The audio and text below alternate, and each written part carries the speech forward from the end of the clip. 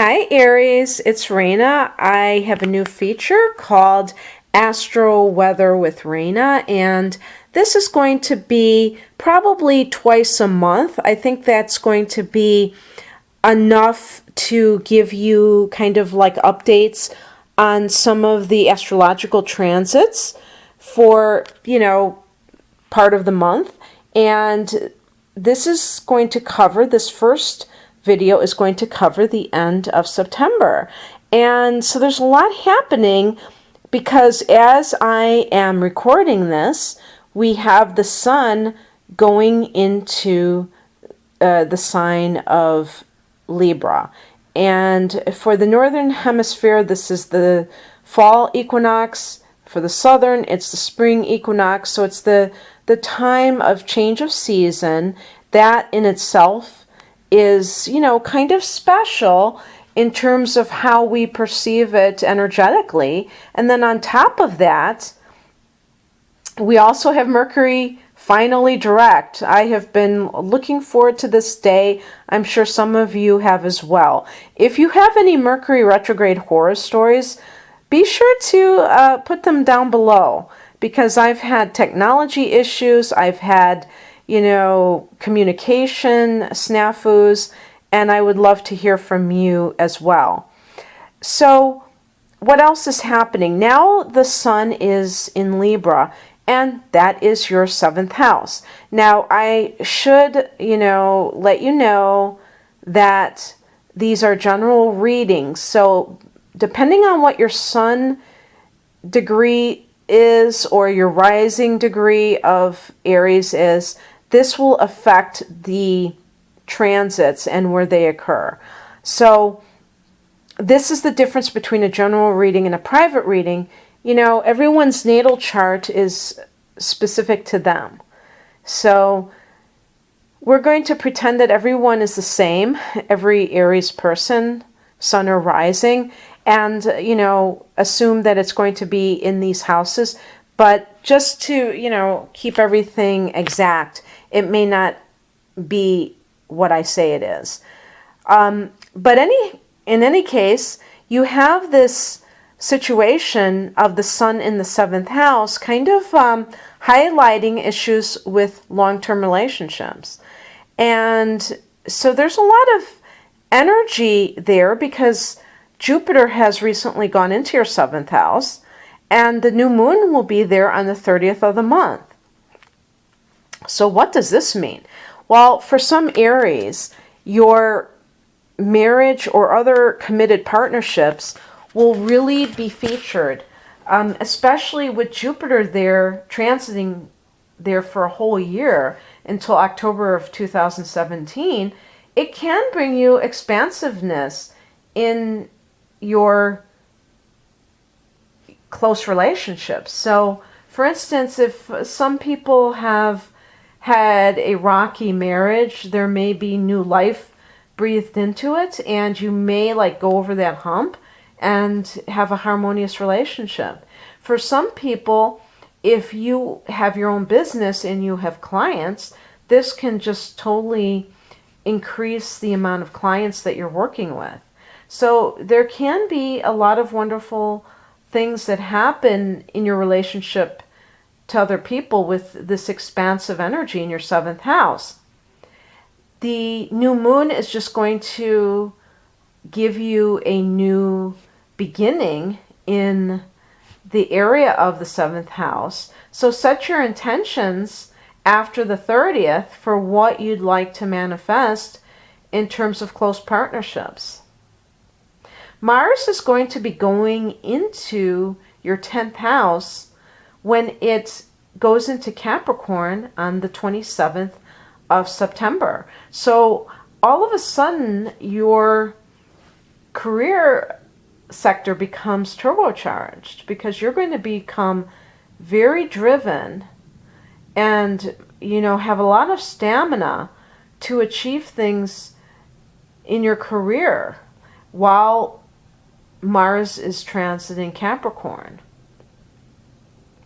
And so you might actually, have more goals that you'd like to set.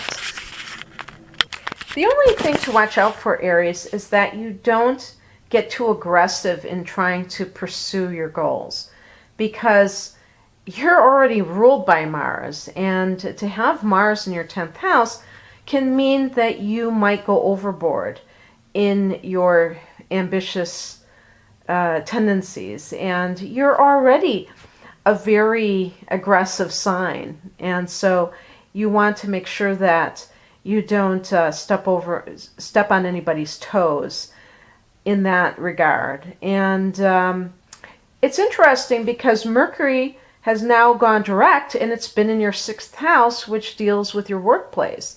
So while Mercury was in retrograde in this house, I wonder if anyone had kind of misunderstandings in the workplace. And with that, Mars going into the 10th house, this might be a very good time for work now that Mercury is direct. And things might be less confusing or otherwise, stagnating in some way. This is also a good time to look at your diet and see things that you may want to start a new health regimen. And you may have been researching things during the Mercury retrograde, whether you were conscious of that influence or not. But now you might feel the desire to kind of move forward in that particular area. And the final thing I wanted to talk about is that Venus, which is currently in your 7th house and really helping with Jupiter, your long-term relationships, Venus is going to be going into your 8th house on the 23rd of September in Scorpio. So not only will it be in a more intense sign, it will be in its own house. It's the 8th house is Scorpio's natural house. And so it's not Venus's natural house, but it is Scorpio's natural house.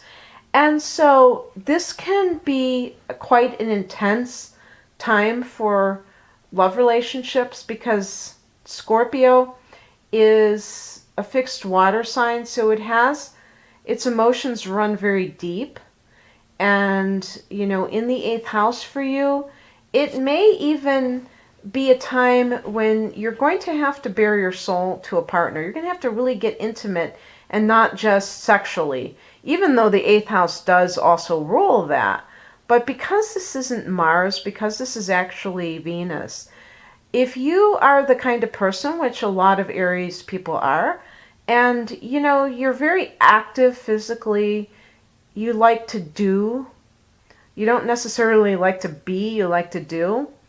Venus in Scorpio is more of a reflective energy, and it's going to, make you be a lot more intense with your romantic relationship. And this means that you're going to have to really get into your own psyche and bear it to the other person, and not just hide it.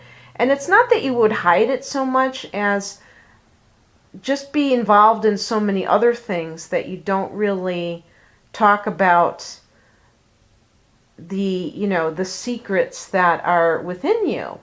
And I think that there are very few secrets that Aries people have, because you guys are pretty well open books, pretty much open books. And but everybody has certain aspects of themselves that they don't necessarily share with others. For you, I think it's just more of a lack of self-awareness sometimes, because you are so active and you are so involved, extroverted in the world, that this is kind of like going within yourself with another person at a very intimate level. And so it's something that if you want your significant other, if you want that relationship to really not be superficial but be very deep, you have to do this kind of stuff from time to time. So if you notice that things are getting a lot more intense, don't shy away from it. Plunge right in. And realize that this too shall pass, but while this transit is here, take advantage of it, Aries. So I hope you enjoyed this, and if you'd like a private reading on, different areas of your life, such as love, career, possibly a combination thereof, please click on the link below this video, which takes you to my website. Otherwise, have a great end of September. Take care. Bye.